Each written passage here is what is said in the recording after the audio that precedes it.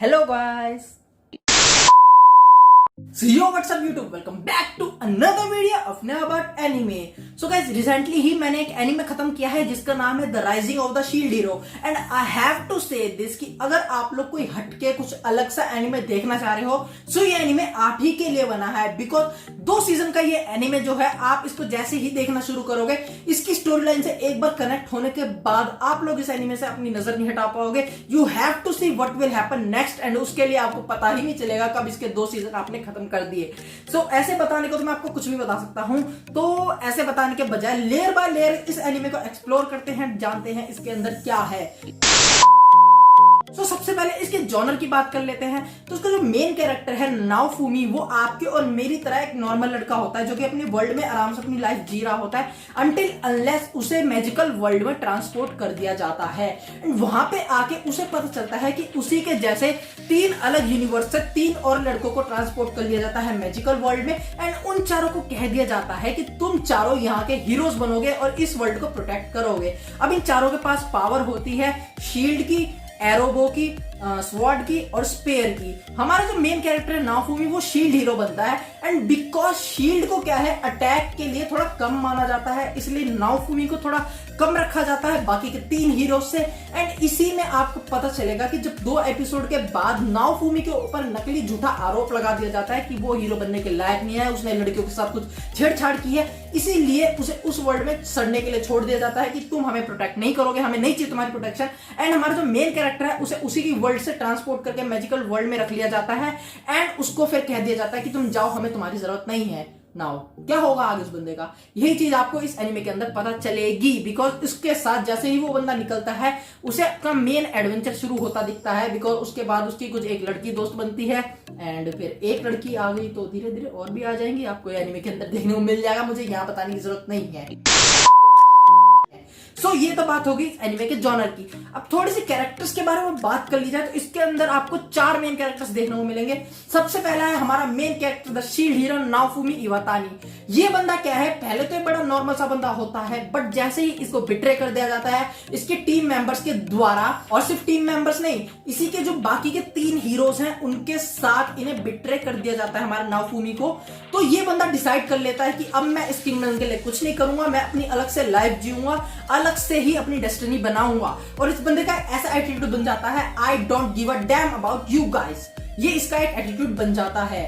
फिर इसके बाद आती है हमारी राफ्टेलिया. अब राफ्टेलिया कौन है? राफ्टेलिया वो पहली लड़की होती है जो हमारे नाओफुमी को मिलती है. नाओफुमी उसको स्लेव ट्रेडर से लेता है अपने साथ अपने कामों के लिए बिकॉज नाओफुमी को अटैकिंग के लिए कोई चाहिए था, वो शील्ड हीरो है, वो सिर्फ डिफेंस करता है. तो राफ्टेलिया बनती है उसकी अटैक. राफ्टेलिया कैसी है, वो नाओफुमी को हमेशा से पसंद करती है बट नाओफुमी को एक अंदर से ये डर रहता है कि ये मेरे को एट फ्यूचर छोड़ ना दे. एक डर मतलब क्योंकि उसको पहले ही बिट्रे मिल चुका है इसलिए नाओफुमी को थोड़ा टाइम लगता है ये चीज समझने में कि राफ्टेलिया लिटरली मेरे साथ हमेशा रहेगी एंड उनके बीच में ये बॉन्ड जो है बनता है उसी किंगडम की वजह से. और ये चीज आपको एनिमे के अंदर देखने को मिलेगी. इसके बाद आते हैं अपने अगले कैरेक्टर के ऊपर, तो वो है फीलो. अब फीलो एक लेजेंडरी बर्ड है और उसे भी ये चीज नहीं पता कि वो लेजेंड है अनटिल अनलेस हम एनिमे के अंदर आगे प्रोसेस करते हैं एंड उसे इस चीज का पता चलता है कि फीलो कितनी बड़ी चीज है. फीलो का जैसे मैंने आपको बताया लेजेंडरी बर्ड है, उसे खाना पसंद है, उसे अपने मास्टर के साथ रहना पसंद है, वो चाहती है कि उसका मास्टर उसे काम देता रहे जो कि नाओफुमी उसे देता भी है. एंड उसके बाद आता है हमारा लास्ट कैरेक्टर मेल्टी. मेल्टी क्या है ना, जो मेन किंग है, जिस किंग ने बोला था कि नाओफुमी को यहां से निकाल दो, हमें तुम्हारी जरूरत नहीं है, जिसने मतलब बेसिकली शील्ड हीरो को उस किंगडम से निकाला था, उसी किंग की बेटी है हमारी मेल्टी.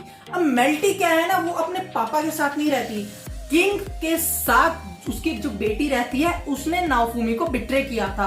बट किंग की एक दूसरी बेटी है जो अपनी माँ के साथ मतलब क्वीन जो है उस किंगडम की उसके साथ थोड़ा अलग रहती है. अलग इन द सेंस किंग और क्वीन जो है अलग अलग काम करते रहते हैं, कई बार बिजी रहते हैं, तो इसीलिए हमारी क्वीन को और मेल्टी को पता ही नहीं है कि शील्ड हीरो के साथ हो क्या रहा है. एंड इवेंचुअली जब उन्हें पता चलता है तो मेल्टी आती है, वो हमारे शील्ड हीरो को ज्वाइन करती है एंड मेल्टी बनती है शील्ड हीरो की 4th मेंबर, जो कि ऑफिशियली कभी हो नहीं पाता बट कह सकते हो कि वो भी एक मेन कैरेक्टर बन जाती है. अब ये तो हो गए हमारे सभी कैरेक्टर्स के बारे में बात. अब इनके अलावा थोड़ी सी बात कर ले और कौन से कैरेक्टर हैं. तो जो बचे हुए 3 हीरोज हैं वो हीरोज हैं, सबसे पहले तो स्वॉर्ड हीरो है. स्वॉर्ड हीरो का एटीट्यूड थोड़ा सा गुस्से वाला है, वो थोड़ा बंदा ज्यादा सीरियस रहता है. फिर आ गया स्पेयर हीरो. स्पेयर हीरो एक नॉर्मल कैरेक्टर जो कि पहले तो चिल दिखाया था, नाफुमी के साथ भी वो नॉर्मल था जो हमारा शील्ड हीरो है, बट स्पेयर हीरो को क्या है, जो वहां का किंग है वो मैनिपुलेट करके रखता है कि मतलब जो शील्ड हीरो है ये बंदा अच्छा नहीं है, ये जो कर रहा है बुरा कर रहा है। एंड इसी के चक्कर में जो स्पेयर हीरो है वो अपने डिसीजन ठीक से नहीं बना पाता कि उसे शील्ड हीरो का साथ देना है नहीं देना, एंड इवेंचुअली इनकी फाइट ही होती रहती है most of the time. And जो लास्ट हीरो है वो है बो हीरो, बो यानी तीर कमांड वाला। ये बंदा कूल है, मतलब शांत है, ये काम बंदा है, ये अपना दिमाग चलाता है, बस शांत रहता है और मतलब अच्छा स्वभाव है इसका। बट इसको भी आप कह सकते हो कि इस बंदे ने भी शील्ड हीरो पे ट्रस्ट नहीं किया था, बिकॉज उस टाइम पे कह सकते हैं कि सारे के सारे एविडेंस शील्ड हीरो के खिलाफ थे। बट हमारा जो बो हीरो है और हमारा स्वॉर्ड हीरो है वो स्टार्टिंग से ही इस चीज में थोड़ा सा हिचकिचा रहे थे कि यार शील्ड हीरो इतना भी बुरा हो सकता है उसके एटीट्यूड को देख के।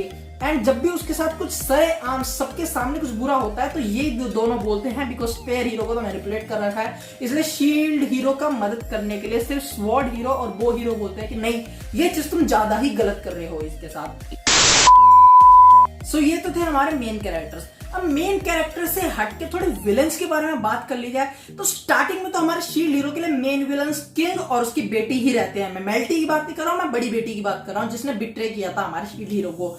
एंड उसके अलावा भी हमारा जो शील्ड हीरो है, बिकॉज अब उसे अपने आप सर्वाइव करना है इसलिए अलग अलग चीजों का उसे सामना करना पड़ता है, जैसे कोई इन्फेक्शन फैल रहा हो। एंड आल्सो जो दूसरे हीरोज हैं, बिकॉज वो उतने मैच्योर नहीं हो पाते जितना हमारा शील्ड हीरो बन जाता है, इसलिए वो लोग गलतियां करते रहते हैं एंड जिनको इवेंचुअली हमारे शील्ड हीरो को ठीक करना पड़ता है, बिकॉज एट द एंड वो काइंड ऑफ एंटी हीरो है जो कि लोगों को तो बचाता है ही। इसलिए अगर कोई सामने वाला कुछ गलती कर रहा है तो वो उस बंदे को तो बाद में देखेगा, बट फर्स्ट वो उस गलती को ठीक करता है। यही चीज आपको एनिमे के अंदर देखने को मिलती है कि कैसे हमारा जो शील्ड हीरो है वो खुद को प्रोग्रेस कर पाता है। एंड अगर मैं आपसे पूछूं कि आपको दिया जाए कि आपके पास शील्ड है, स्वॉर्ड है, स्पेयर है और बो है, एंड आपको अपनी लाइफ थ्रेटनिंग बैटल के अंदर जाना है, तो आप इनमें से क्या लेके जाओगे उस बैटल को जीतने के लिए? ऑफ कोर्स आप लोग शील्ड को सबसे लास्ट प्रायोरिटी में रखोगे, बिकॉज शील्ड को यही माना जाता है वो सिर्फ डिफेंस के लिए है, आप उससे सिर्फ खुद को कवर कर सकते हो, कुछ और नहीं कर सकते। जबकि आपके पास अगर स्वॉर्ड है, स्पेयर है या फिर एरो है तो आप उससे कुछ भी कर सकते हो। एंड यही चीज इस एनिमे के अंदर पलटा दी गई है कि कैसे वो बंदा सिर्फ शील्ड का यूज करता है। एंड कैप्टन अमेरिका को तो आप जानते ही हो, तो कैप्टन अमेरिका का कुछ लिंक नहीं है, मैं बता रहा हूँ कैप्टन अमेरिका कितना अच्छे से अपनी शील्ड चलाता है। वही चीज आपको इस एनिमे के अंदर देखने को मिलती है कि कैसे नाओफुमी अपनी शील्ड का यूज करता है एंड उसकी शील्ड के पास जो है बहुत सारी मल्टीपल पावर्स हैं। वो अपनी शील्ड से अर्थ पावर यूज कर सकता है, फायर पावर यूज कर सकता है, वाटर पावर यूज कर सकता है, किसी को कैद कर सकता है। यही सब चीजें उसको जो है बाकी हीरो से हटके बना देती हैं। एंड इवेंचुअली हर किसी को ये चीज पता लगने लगती है यार शील्ड हीरो सबसे अलग है, कुछ अच्छा ही बंदा है। जैसे मैंने आपको बताया कि उसको थोड़ी कम प्रायोरिटी मिल रही थी, तो वो चीज बिल्कुल ही चेंज हो जाती है, बिकॉज दूसरे 3 हीरोज को छोड़ के फिर लोग जो है शील्ड हीरो की तरफ शिफ्ट करने लगते हैं कि ये बंदा तो हमारे लिए काम कर रहा है, इसमें पावर है, ये हमें बचाता है। बिकॉज ऑन अदर हैंड जो बाकी ये 3 हीरोज हैं, जब उन्हें लगता है कि ये बात अब उनके आपे से बाहर है तो वो उसे छोड़ देते हैं करना। वही जो हमारा शील्ड हीरो है वो भिड़ जाता है, वो बंदा अपनी लाइफ की बाजी लगा देता है। And also I have to tell you, जैसे मैं आपको इसका कैरेक्टर बताया तो वही उसका कैरेक्टर रहता है, उसे नहीं पसंद किसी और के साथ काम करना, उसने जो अपने दोस्त बना रखे हैं वो सिर्फ उनके साथ काम करता है, उसके मुंह पे हमेशा गुस्सा रहता है एंड कभी कभी वो पिघलता है। एंड जब वो पिघलता है तो वो थोड़ा मतलब अपने उन्हीं के साथ पिघलता है जो उसके कॉमरेड्स हैं, और उसी में देखने को मिलता है कि कैसे जो उसकी लड़कियां दोस्त बनी है वो उसके क्लोज आते जा रही हैं। हैरम जैसा आपको इसका टोन लग सकता है, क्योंकि इसके अंदर भी आपको वही चीज देखने को मिला, एक मेन कैरेक्टर है उसके आसपास लड़कियां हैं, बट हैरम जैसे इसमें सिर्फ यही एक चीज है कि उसके आसपास लड़कियां हैं। हैरम का क्या आपको मेन चीज देखने को मिलती है उसके अंदर, मतलब थोड़ा क्लोजनेस ज्यादा देखते हैं। इसके अंदर आपको प्योर एक ट्रू बॉन्ड दिखेगा कि कैसे एक बंदा अपने दोस्तों के साथ बॉन्ड बना के रखता है। End of course because harem की कैटेगरी है तो लड़कियां ही हैं वो सारी दोस्त, उनके साथ एक बॉन्ड बना के रखता है, कैसे वो लोग अपनी मुसीबतों को झेलते हैं साथ में और हर मुसीबत को आउटकम को फेस करते हैं एक साथ मिलके, एंड आल्सो डिफीट करते हैं उस सामने वाले मॉन्स्टर को एंड जो भी मुसीबत आ जाती है उनके लाइफ में। तो यही सब चीजें आपको इस एनिमे के अंदर देखने को मिलेगी। अब आपको मैं इसकी बुरी और अच्छी चीज बता दूं तो बुरी चीज तो इसकी यही है कि हैरम होने के बाद भी इसके अंदर थोड़ा वो सब देखने को नहीं मिलेगा जो कि हैरम में आप ऑब्वियसली एक्सपेक्ट करते हो। एंड अच्छी चीज इसकी यही है कि इसके अंदर आपको एक ऐसा रूथलेस बंदा मिलेगा जो कि फर्क नहीं पड़ता उसे कि उसके बारे में लोग कैसा सोचते हैं, उसे जो करना है वो बंदा वही करता है। एंड यही चीज उसे दूसरों से अलग बना देती है। वो दूसरों को प्रोटेक्ट भी करता है, उनको ज्यादा भाव भी नहीं देता एंड ज्यादा रिस्पॉन्सिबिलिटीज नहीं चाहता है, बट स्टिल अगर दिखता है उसे कि कोई मुसीबत में है, किसी को उसकी जरूरत है, उसे यहाँ पे मदद करनी चाहिए, तो वो वहां पे उसकी मदद करता भी है। एंड एक बैडस कैरेक्टर बन जाता है कि उसके सामने कोई भी, हर कोई उसे एक्नॉलेज कर लेता है कि यस शील्ड हीरो कुछ कर रहा है, शील्ड हीरो ही ऊपर जा रहा है। एंड इवेंचुअली जिस वर्ल्ड में शील्ड हीरो को ज्यादा अच्छा नहीं माना जाता था, वहीं शील्ड हीरो को भी बाकी के 3 हीरोज के साथ मान लिया जाता है कि ये बंदा एक बहुत ही ज्यादा अहम पार्ट है इन पूरे हीरोज की टीम का। एंड उसके जो दोस्त हैं वो भी थोड़ा सा पहले तो हिचकिचाते हैं कि यार ये बंदा हमसे ऊपर कैसे निकल रहा है, बट एट दी एंड वो लोग भी एक्नॉलेज कर लेते हैं कि हाँ ये बंदा कर रहा है, ये कर सकता है, ये ज्यादा ताकतवर है। वो इस चीज को पहले एक्सेप्ट नहीं कर पाते। जैसे मैं आपको बताया स्वॉर्ड है भाई, वो स्वॉर्ड कैसे मान लेगी कि शील्ड मेरे से अच्छी है, बट जब वो अपनी आंखों से इस चीज को देखता है तो वो बंदा भी। आपको एक थोड़ा सा फन चीज बताया था, जब एकदम से एक बहुत ही हार्ड विलन आता है मारने के लिए, तो बाकी के जो 3 हीरोज हैं वो कहते हैं हमसे लड़ो हमसे लड़ो, वो एक ही ये चाटा मार के भगा देता है उन तीनों को। तो वहीं शील्ड हीरो को ओरिजिनल थ्रेट मानता है कि हाँ मैं तुमसे लड़ूंगा, एंड शील्ड हीरो उसको एक अच्छी खासी फाइट भी देता है। समझ सकते हो ना शील्ड ने कहाँ पे क्या कर दिया है। तो यही चीज जो है बाकी के 3 हीरोज पहले तो एक्सेप्ट नहीं कर पाते, बट देन दे एक्सेप्टेड कि हाँ तू हमसे ज्यादा पावरफुल है, हमारे साथ मिलकर काम कर, हमारी मदद कर। एंड यही चीज आपको इस एनिमे के अंदर देखने को मिलेगी। सो ओवरऑल मैंने आपको इस एनिमे के बारे में सब कुछ बता दिया है। अगर आप लोग कुछ डीप डाउन और इन्फॉर्मेशन देखना चाहते हो तो इस एनिमे को जाके देखो यार, और क्या इन्फॉर्मेशन लोगे, सब कुछ तो बता दिया। ये एनिमे आपको देखने को मिलेगा एनीवॉच के ऊपर। और इस एनिमे के अभी तक मैंने आपको बताया 2 सीजन आ चुके हैं, दोनों ही सीजन कमाल के हैं।